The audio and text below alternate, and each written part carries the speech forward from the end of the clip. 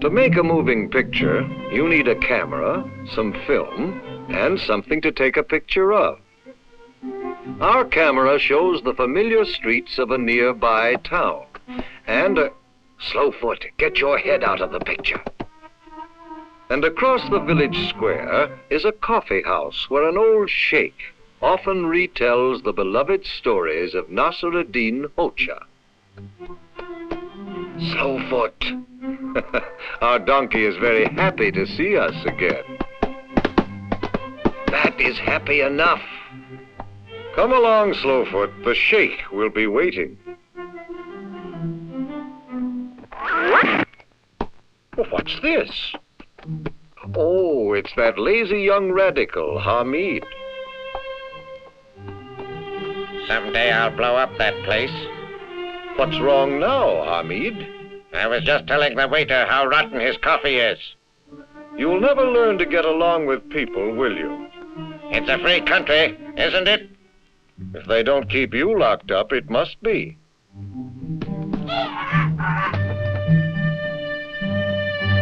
Well, I hope that fella keeps out of our way while the sheikh tells of Nasruddin Hoxha.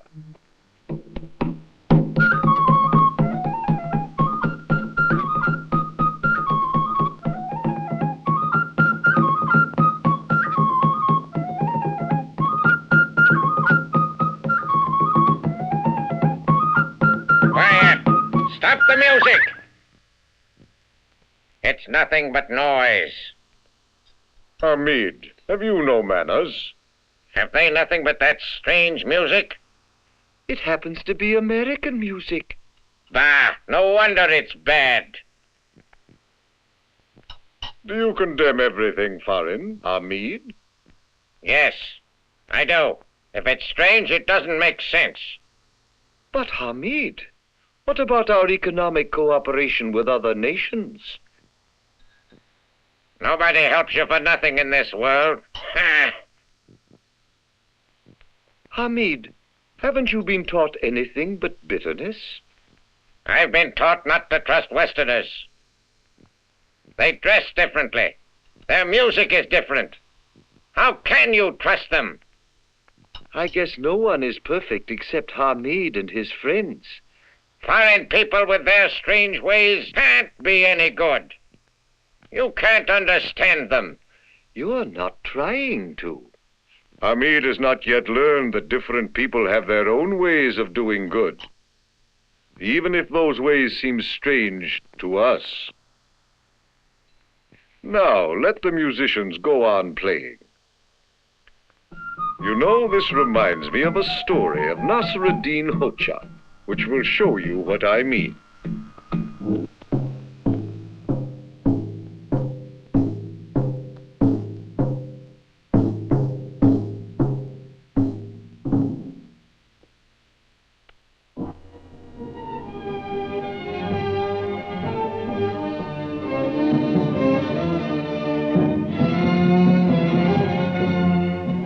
Centuries ago, when the conquering Emperor Tamerlane came to rule, he sent messengers to all corners of the land with a royal order that every village must choose a wise man to be the local judge. But if the emperor did not approve their choice, then a military governor would be sent to rule the village. Choose a wise judge or suffer military rule.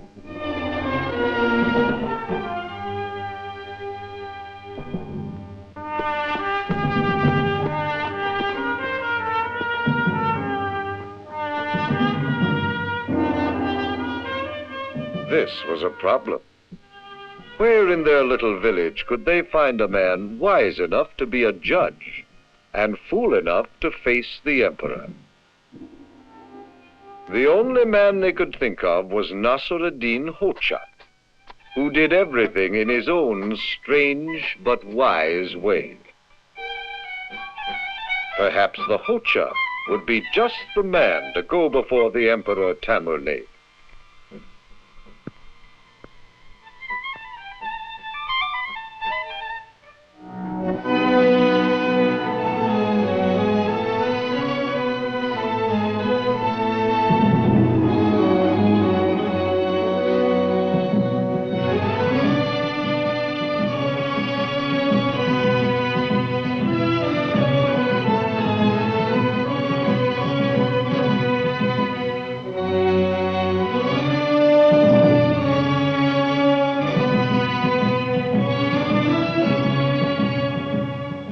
emperor naturally wanted proof of every man's wisdom. And so he demanded that Nasr-ad-Din Hoja read from his book of law. But because Tamerlane was a foreigner, his laws were written in a foreign tongue.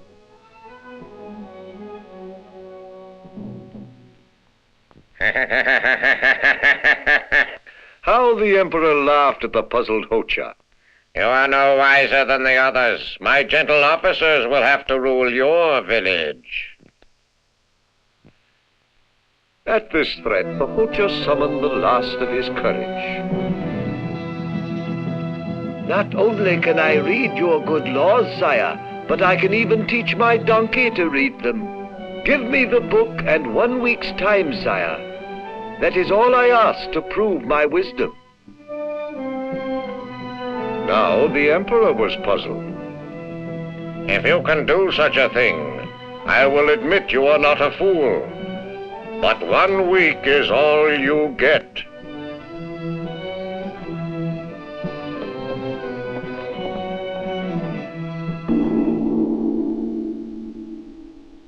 When news of this bargain reached the palace gate, the Hoja's friends became more worried than ever. They understood that Nasr-ad-Din did things in his own strange way. But this time, how could a donkey read?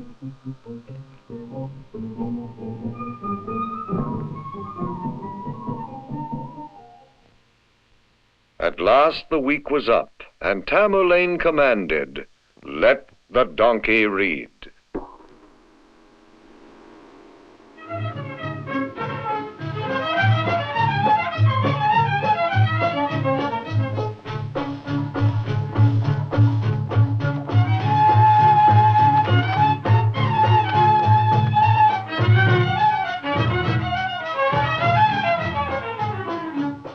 It didn't seem possible.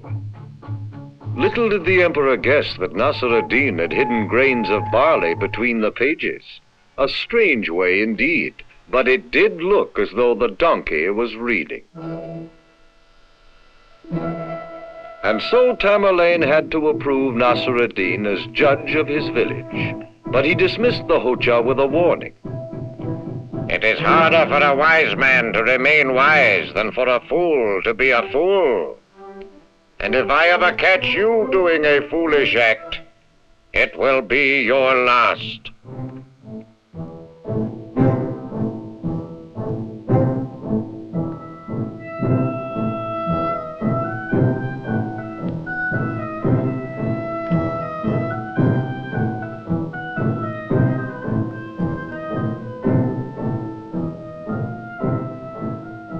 Now the emperor's guard had heard many stories of the Hoja's strange ways, and when he told them to his master, Tamerlane decided it would be wise to follow the Hoja and watch him closely.